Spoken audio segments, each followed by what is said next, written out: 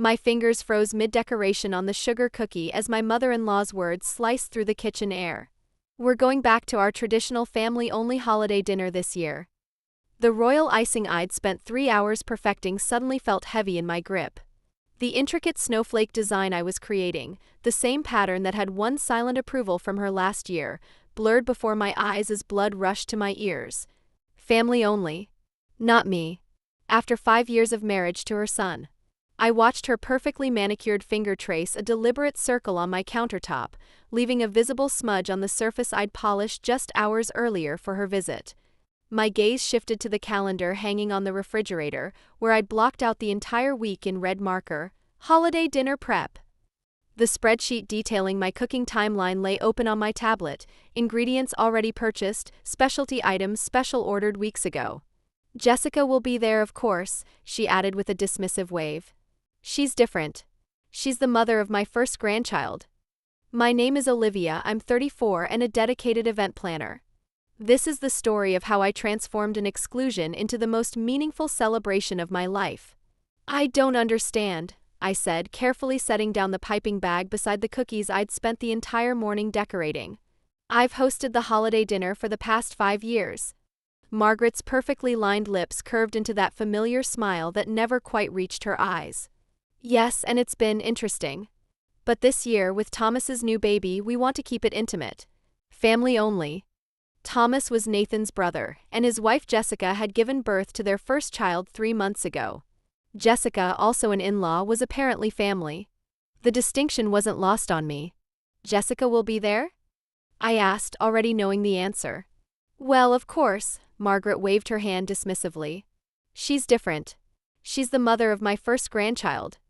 The real message was crystal clear. Until I produced a grandchild, I wasn't really family. Never mind that Nathan and I had been trying for 3 years, dealing with fertility issues that Margaret constantly dismissed as excuses or not trying hard enough. I see, I said quietly, brushing a speck of flour from my apron. And Nathan knows about this change? Oh, he understands. Family traditions are important. Margaret touched one of my cookies, leaving a perfectly manicured fingerprint in my careful decorating. These are a bit immature, aren't they? Jessica's taking a professional baking course. I took a deep breath, remembering this recipe was my grandmother's, the same one I'd used every holiday since I was old enough to reach the counter. The same cookies that Nathan said reminded him of his own grandmother's baking. Well then, I smiled, surprising myself with how calm I felt. Thank you for letting me know. Margaret blinked, clearly thrown by my lack of protest. She'd come armed for a fight, ready to defend her decision with the arsenal of subtle jabs she'd perfected over the years. That's it? She asked, suspicion creeping into her voice. Of course. It's your decision. Family only.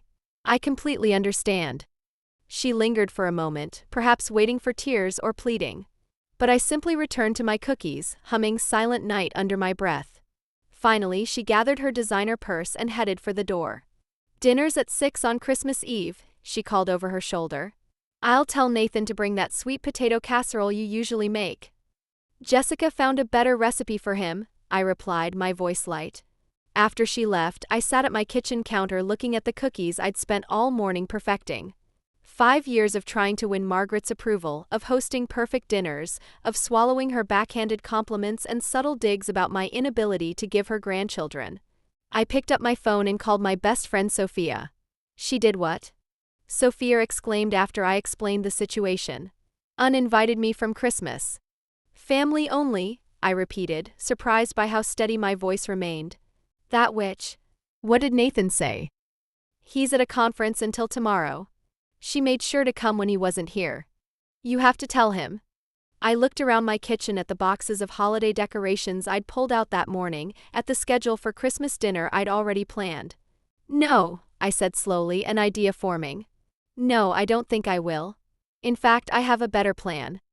Olivia, Sophia's voice held a note of concern. What are you thinking? Remember that community center you volunteer at? The one that hosts Christmas dinner for families in need. Yes. How many people do they usually serve? About 100. But they're always short on food and volunteers. Why? I looked at my perfectly decorated cookies, at the extensive menu plan I'd created, at the decorations waiting to transform my home. Because this year they're going to have the best Christmas dinner they've ever seen. And I'm going to need your help. I'm listening, Sophia said, and I could hear the smile in her voice. First, we need to make some calls. I know exactly how to use my Christmas dinner budget this year. As I outlined my plan to Sophia, I felt lighter than I had in years. Margaret wanted a family-only Christmas. Fine. But she was about to learn that family isn't always about blood. Sometimes it's about who you choose to share your table with. The next few days were busier than I'd anticipated. While Margaret posted daily updates about her traditional family Christmas on social media, I was quietly orchestrating something much bigger.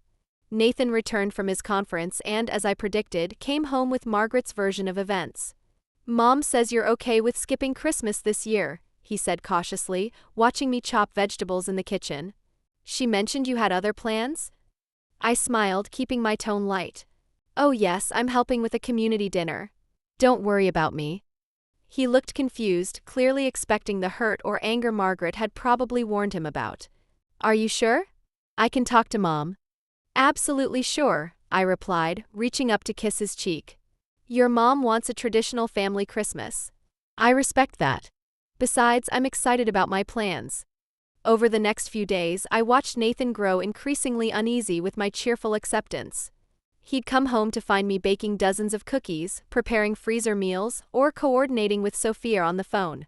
Each time he asked if I was really okay, I assured him I was better than okay. The community center was thrilled with my offer to help. When I mentioned I'd be bringing enough food for 100 people, complete with decorations and gifts, the coordinator nearly cried. "We usually struggle to provide the basics," she explained. "This is like a Christmas miracle."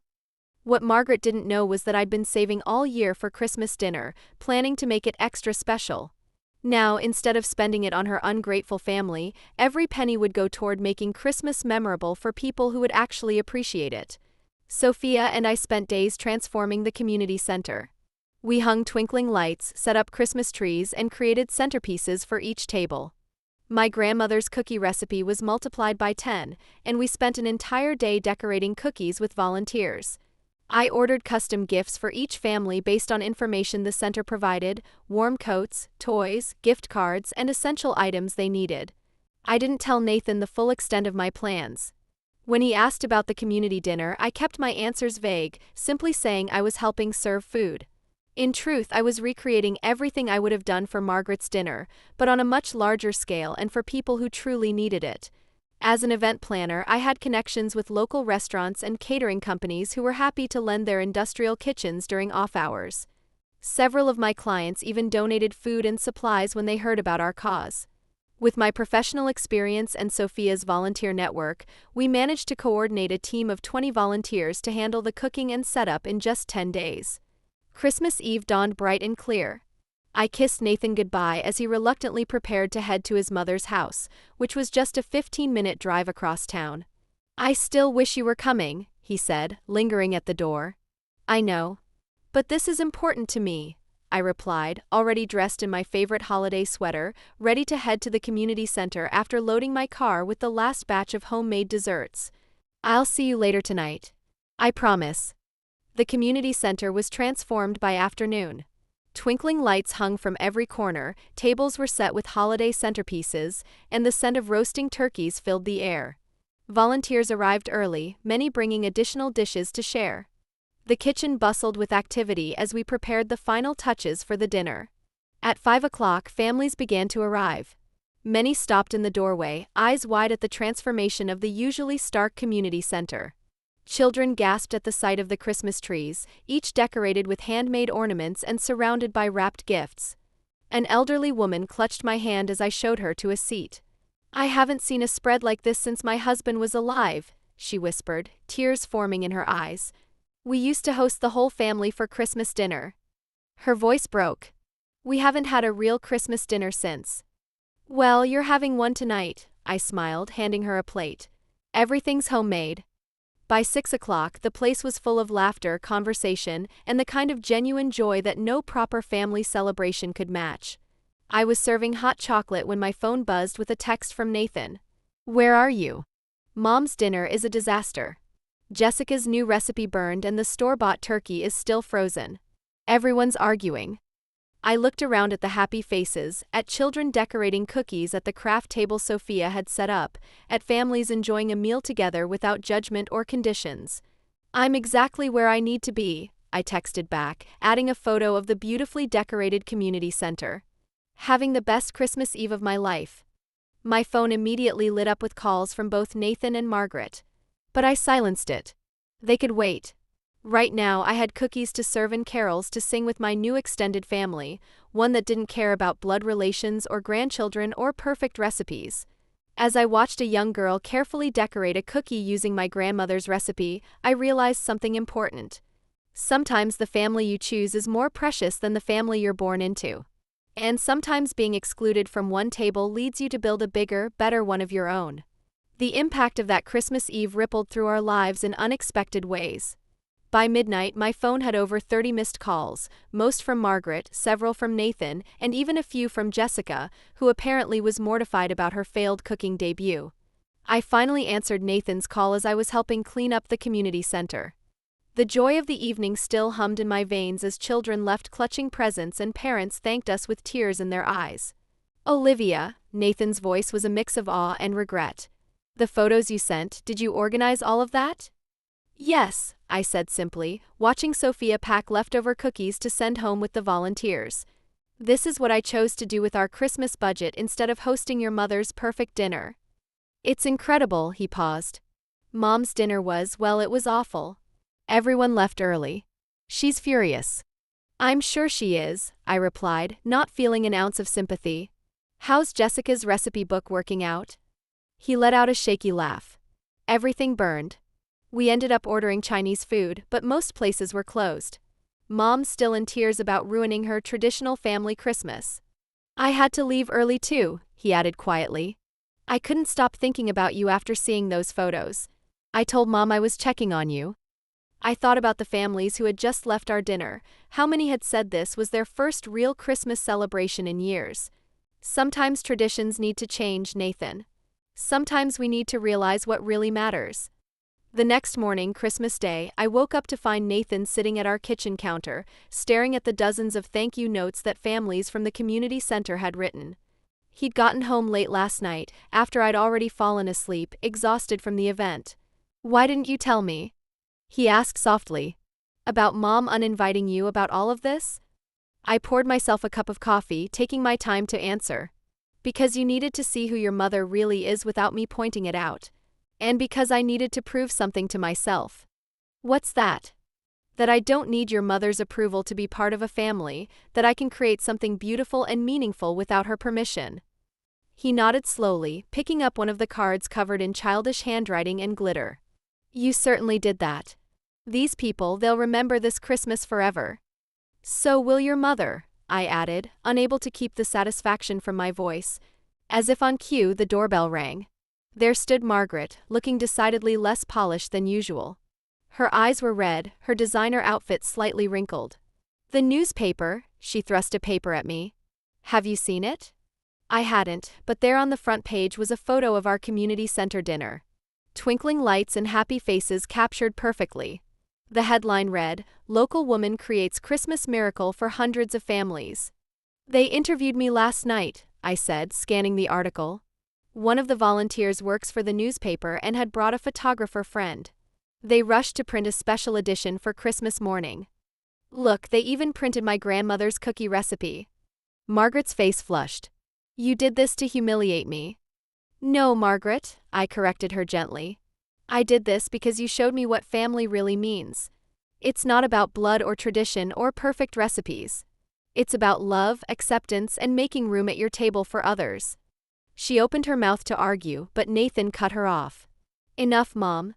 You excluded Olivia because she hasn't given you a grandchild. You play favorites with Jessica because she did. But look what Olivia created while you were busy planning your perfect family dinner. She made Christmas magical for 100 families." Margaret's lips trembled. "I just wanted a traditional family." "And how did that work out?" I asked, not unkindly. While you were serving frozen turkey and burnt casserole to your blood relatives, I was sharing my grandmother's recipes with people who appreciated them. That's the thing about family, Margaret. It grows when you open your heart, not when you close your doors. Nathan told me about the dinner disaster, I added, seeing her surprise. He came to the community center after he left your house. The silence that followed was heavy with realization. Finally, Margaret spoke, her voice small. The article, it mentions you're doing it again next year. Yes, I nodded. The community center already asked. Apparently, word's gotten out. We might need to plan for even more families. She clutched her designer purse tightly. Perhaps I could help. I do have some experience with event planning. I shared a look with Nathan, seeing the hope in his eyes. We could use an extra pair of hands, I said carefully. But understand this, everyone is welcome at that dinner. Everyone is family. Margaret nodded slowly, understanding the deeper meaning in my words. As she left, I turned to Nathan. Think she learned her lesson? He pulled me close, kissing the top of my head. If she hasn't, she will. You've shown everyone what Christmas should really be about. That evening, as Nathan and I delivered leftover cookies to our neighbors, my phone buzzed with a message from Margaret. It was a photo of her perfect designer Christmas tree with a simple caption. Next year, would you teach me your grandmother's cookie recipe? I'd like to learn how to make Christmas magical too. I smiled, typing back, of course. That's what family does. Sometimes the best revenge isn't about getting even. It's about showing others a better way. Margaret had tried to exclude me from her family, but in doing so she'd helped me create something far more meaningful, a celebration where everyone was welcome, where family wasn't defined by blood, but by love. And that was the greatest Christmas gift of all.